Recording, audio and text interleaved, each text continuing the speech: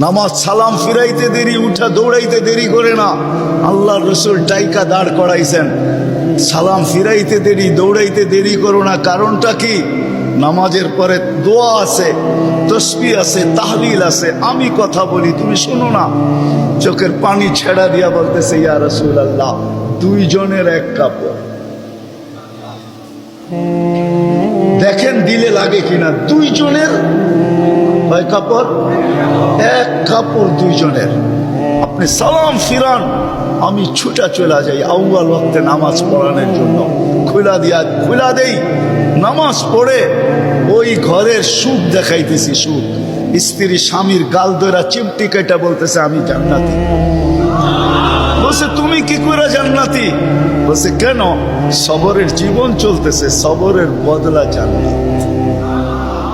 কোনদিন তোমার কাছে চাহিদা তো দূরের কথা, নিজের মনের কাছেও করি নাই।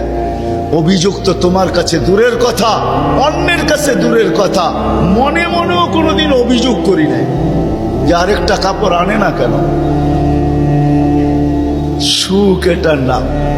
স্বামীর চেহারাটা একটু মলিন হয়ে গেছে, তো স্ত্রী আবার চিমটি কেটে বলতেছে, চেহারা মলিন কেন?